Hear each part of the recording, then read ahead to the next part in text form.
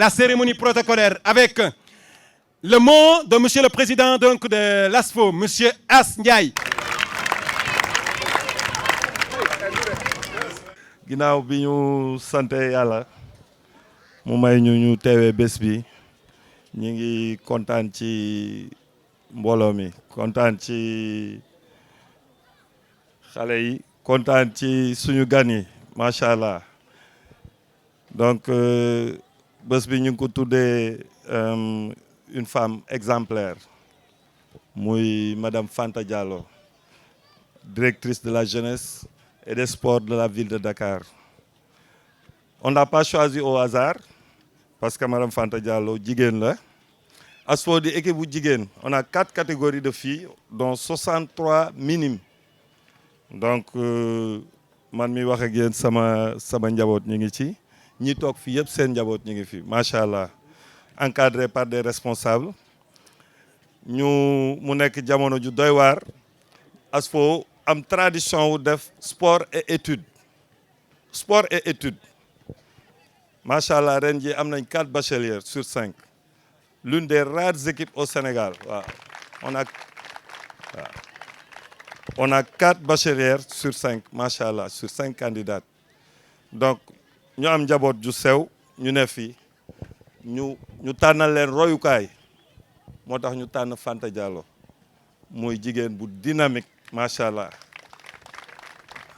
waaw cas bi li ko indiwaat mooy coach Ali Ngone ak coach Mbaye Samb ñoom biñ fi nekkee ñoo tàmbali vacances ñuy def perfectionnement ak initiation. loolu nag tradition ASFO la parce que ñun ñoo ko njëkk a def. léegi nag je tire une mention spéciale au bureau de l'ASFO. moi je ne suis rien à l'ASFO, ñii ñooy liggéey ASFO. waaw macha allah waaw. waxuma ko mu nekk ay paroles, c'est la vérité. ñii ñooy liggéey ASFO macha allah waaw. vice-présidente Lika Sey, vice-présidente Régie ñu koy wax Kiné Dieye, la trésorière Sophie, Babacar Dawo trésorier, le président Mortala Sylla. ñii ni awma seen fay. lu fi baax ñoom ñoo ko baaxal, man dama leen accompagner rek.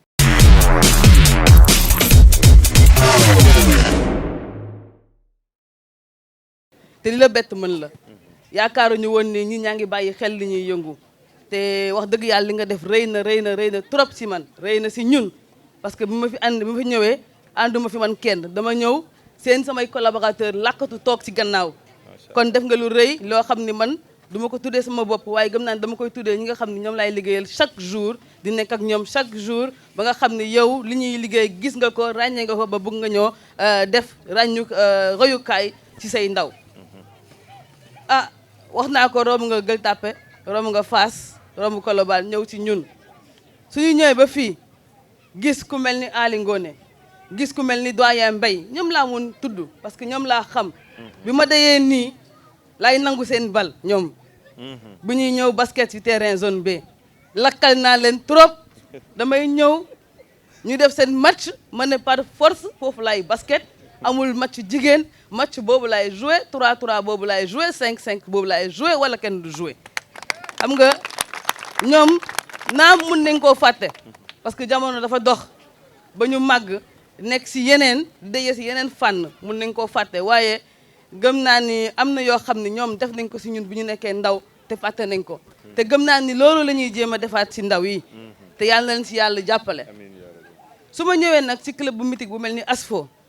man dama yàgg bëgg a basket, moom laay suivre souvent sax madame le maire su ma ko joxee ay këy daf may naan yow daa mel ni daal basket rek ngay lijjanti. ma ne ko dinaa ko lijjanti parce que moo ñu may ndaw, moo ñu sigil, moo ñu sigil Afrique, moo ñu sigil international. kon sport boobu noonu su la sigilee da nga koy bàyyi xel, da nga koy gëstu.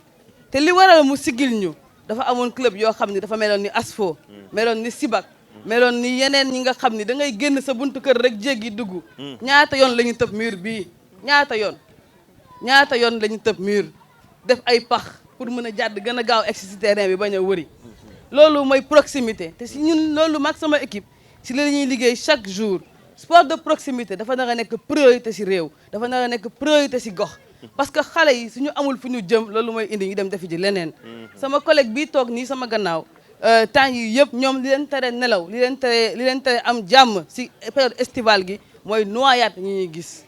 waaye naam doomu Fass yi loolu mën na leen si bañ a fekk lu tax parce que am na ay ndaw yu engagé décidé jël leen encadré leen accompagner leen tey amul benn waajuru Fass bu sa doom génn sol basket sol t-shirt te bal nga naan ko foo jëm parce que xam nga fu mu jëm xam nga ñu muy fekki te loolu rek dal na xel te loolu rek amul fay waaye itam li gën a am solo mooy sport à la base petite catégorie loolu mooy sukkali sport boo gis mu dee yëpp yi ñu fàtte yëpp wala ñi ñuy waxatul yëpp wala ñu amatul ndam te tamoon ci am ndam dafa fekk ñu bàyyi base bi tey nag suñu gisee président As mu ñëwaat sukkali sport bi petite catégorie au niveau de l'ASFO gëm naa ne ñun ville de Dakar su yeboo ñu waajal suñu bopp parce que xam ne ASFO mi ngi ñëw dal suñu kaw loolu moom xam naa ko lu leer naññ la parce que basketball moom da nga koy nàmp te li ma gis nii pépinière la mënuma jekkali nag te waxuma ak xale yi gis nga àdduna ñun dañ fi ne nekk ndaw di liggéey man nag sama liggéey dama ko jàppee comme match basket chaque jour su ma xëyee damay final championnat yow metti na lool nar a jàngi 8 heures ñu yella 7 heures ndox bi sedd nga nar a jug xam nga loolu mooy première bataille xeex la jug xam lu tax nga nar a jug nga jug sangu xam lu la yóbbu lu tax nga war a dem école xam sa yaay pain chocolat bi fondé bi pain beurre bi naka la def ba jox la ko coono gi mu ci am soo ko xamul soo demee fi nga egg doo fa def lu baax parce que amul la njëriñ xamoo ban njëriñ la amal xamoo yan sacrifice lañ def nga yegg foofu kon tey ñii ñëpp suñu leen dajalee pour ngeen di fo ngeen di jàng ngeen di tàggat seen yaram pour ngeen doon benn la waaye jàng gi moo am na solo goo xam ni bu leen ko fàtte loolu si ëpp solo man lu tax ma ni àdduna gi wala suñu liggéey ñun chaque jour comme match basket la parce que da ngay xëy faw mu am meneur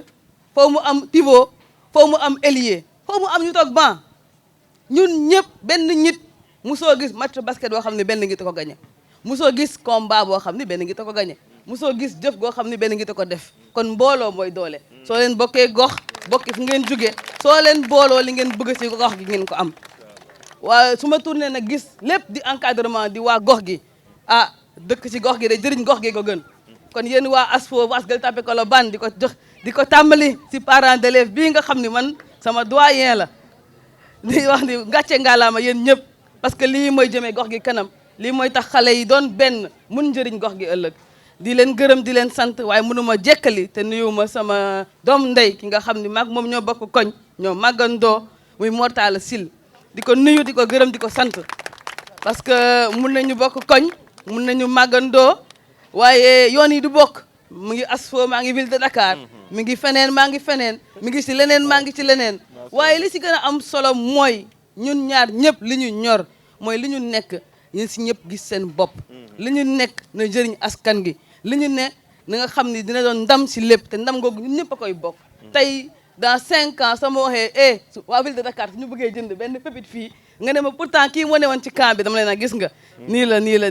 yal na leen yàlla gunge yal na leen yàlla aar yal na leen yàlla sàmm profiter des vacances bientôt la rentrée des classes le 25 ngeen di arrêté ñu waajal rentrée yi gëm naan suñu fiy ñëwaat waxu rentrée des classes la ñuy wax rentrée des classes gi la ñuy waajal ak yéen jërëjëf président.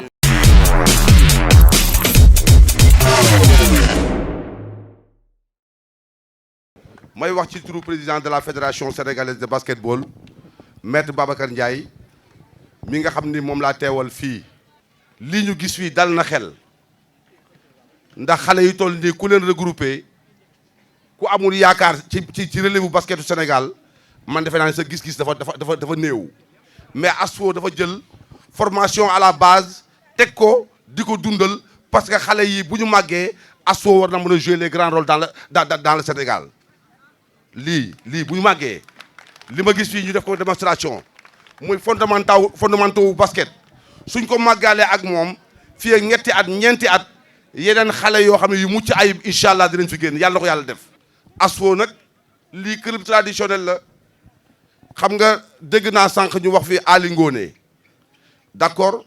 mais ñoom Cheikh Amala Ndiaye ñoom Moussa Bathily fii la ñuy jaar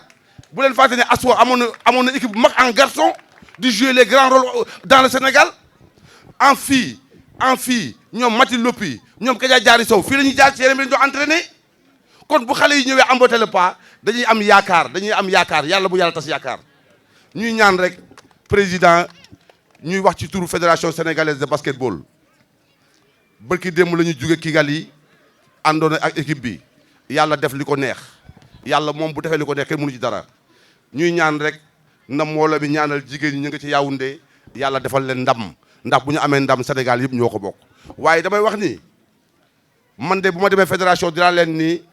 ASFO ku nar a ku jar a jàppale la ku war a taxawu la ASFO ku war a bàyyi xel la dama bëgg ñu xam ni bu ñu jox équipe yi ñeenti bal yéen war ngeen am juróom-ñetti bal.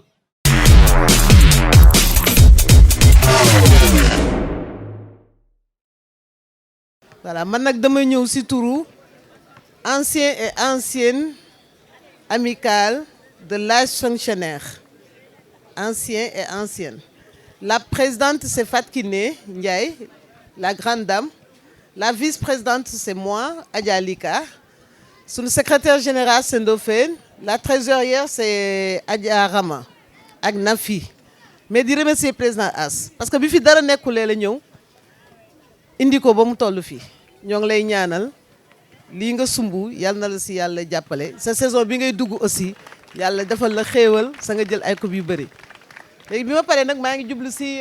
petite catégorie bi naan leen maa ngi leen di féliciter di leen remercier yéen tamit di leen wax rek benn conseil di remercier coach yi fi nekk yëpp aussi parce que su fecc liir neexee nday jàpp si mbagg yi sa yéen coach yi mënuñu leen remercier nañ leen di ñaanal Ali Ngoné mes respects félicitations yéen nag li ma leen di wax mooy seen coach yi lépp lu ñu leen wax ngeen noppi ngeen déggal leen bu leen tontu bu leen ciipatu bu leen def dara parce que fii terrain bi ngeen di gis nii ay ancienne ay Lyon rek la génnee yéen a ngi dégg lu ñu leen wax rek def leen loolu soo leen bëggee am avenir basket ok voilà merci beaucoup.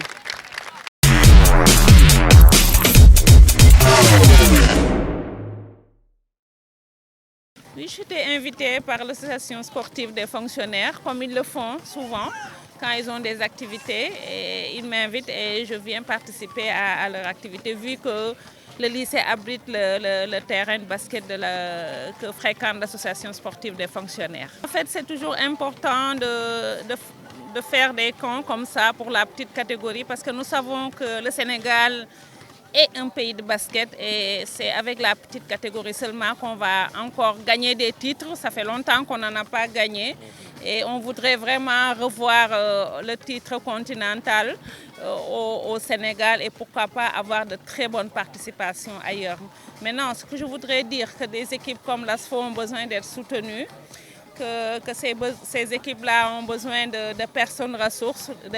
parce que je sais que l'ASFO a produit beaucoup de cadres du basket, surtout féminin sénégalais. Je vais prendre un peu la place du président pour les appeler à soutenir l'équipe, à venir renforcer l'équipe. Ce sera bénéfique pour nous, lycée John Fitzgerald Kennedy, parce que l'infrastructure va être renforcée,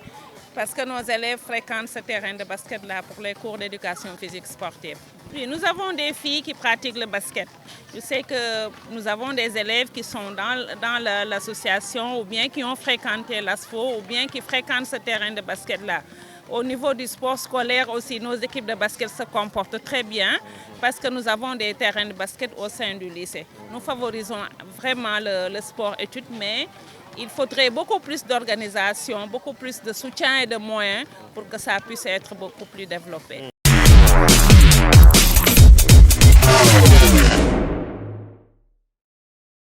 waaw waa Trazza TV ñoo ngi fii encore ci lycée John Fitzgerald Kennedy maa ngi fii ànd ak entraîneurs yi nga xamante ne ñoom ñoo yore petite catégorie bi donc ma bàyyi leen rek ñu sànni seen kàddu ñoom tamit ñu wax nan la ñu gisee camp bi. Bon, tout d'abord, je me présente, Coach Kobi. Je suis le responsable du camp, Mayor Minimi et Kadeti. Voici Coach Stan, Mayor Coach Junior, Coach Babacar, moi épaulé, voilà, ci petite catégorie. Waa coach léegi yow nan nga gisee tey camp bi ak yéen lan ngeen ci am jàngat xalaat ne xale yi war nañ ci jëlee dara ëllëg. Bon, tout d'abord dañuy remercier suñu président moom mi initié camp bi nii voilà mais camp bi moom ça se passe très bien alhamdulilah parce que xale yi elles sont hyper motivées bëgg nañ parce que tey ñu ngi déglu suñuy consignes et voilà c'est ça qui est l'essentiel xale yi respecté nañ ñu ngi déglu suñuy consignes te bëgg nañ progresser. parce que xale yi tamit neexu ñoo yore de. voilà loolu moom am na moom xale yi moom neexu ñu yore xale yi moom dañ bari ay kii mais comme ñun on est des formateurs et on est des coachs li suñu métier la on s'adapte. D'accord. Coach Stan, un petit mot? Juste pour féliciter Coach Kobi et tout l'encadrement, l'encadrement technique, l'administration de l'ASFO et tous ceux-là qui ont contribué, qui ont participé et qui ont rendu cet événement aussi grandiose qu'il soit, la marraine et les membres de la fédération. Je ne peux pas tous les citer, ils sont tellement nombreux, vous-même y compris, donc c'est magnifique, la fête ne fait que commencer, on espère qu'elle sera encore plus belle demain et après-demain jusqu'à la fin du camp, pourquoi pas.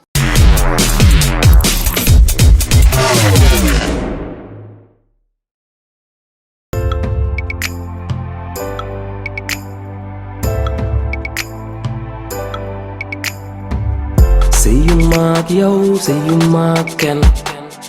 gis naa li ngay daj mais yàlla baax na ñu ne ñun mooy xaar ba ci teen ñi ngi jéem te xam ni du neen xoluma keneen ni koy defee fu ma lay jëlee te naturel ni karité yàggatul yónnee ñu dagul ma jaaka ja signé monogamie yaa tax ma xam li neex ci mbëggeel yaa tee mbaar mi yónnee ñu dagul ma jaaka ja signé monogamie yaa tax ma xam li neex ci mbëggeel yaa tee mbaar mi chérie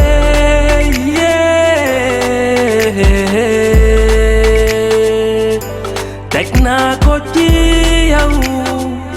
masula metti nga daw mënoon nga xool sa. ñu invité le tuuti ak boy yi après le temps que nga ñëw def ak interview tuuti pour les enfants Khady kaa leen dem tuuti show pour les enfants dinañ ñëw foofu les enfants tàccu leen ko ma gis tàccu leen ko bu baax.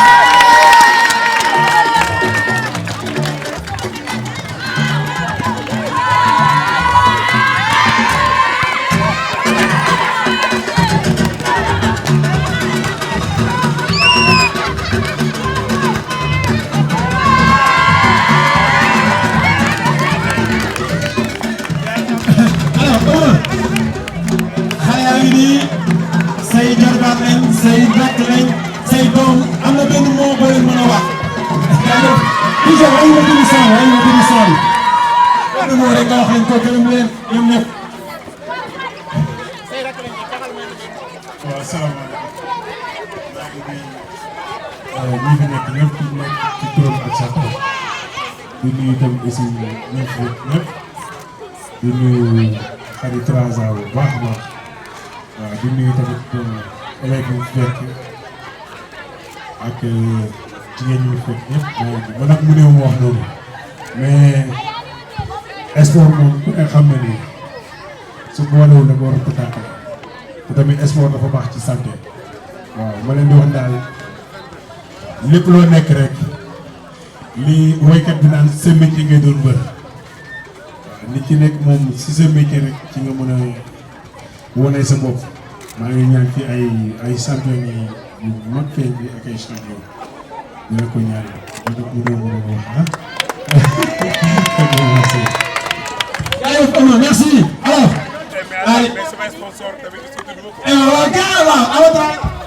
waaw dama am sponsor nag bu mag fii bon muy Traza hôtel Traza la ko ñëpp xam nañ ko bàyyi xel Traza nag bon suma Traza la maa ko moom la ko sa nekk nag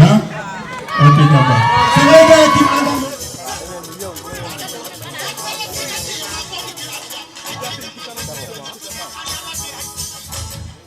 yegsi nga fi nga war a yegsi pale ASFO indi fi Ama Sène muy sama rakk di sama xarit ma yàlla defal jàmm booy dijee nag yow sama booy nga loolu dafa yàlla yow seetaanoo. wala yéen ñii daa am ñu dem ak. Merci à vous et la solo son bi nickel. Merci beaucoup. Alors, un grand merci à Asniel, président. Merci, chapeau à vous. Je m'incline. Merci. Ça a été un plaisir de vous donner en haleine. Merci durant toute cette journée. Merci beaucoup.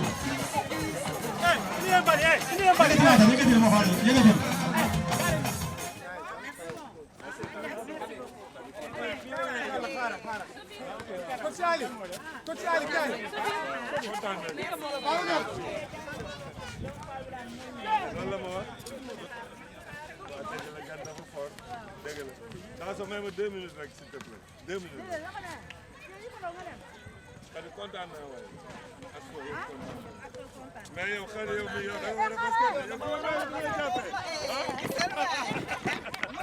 yow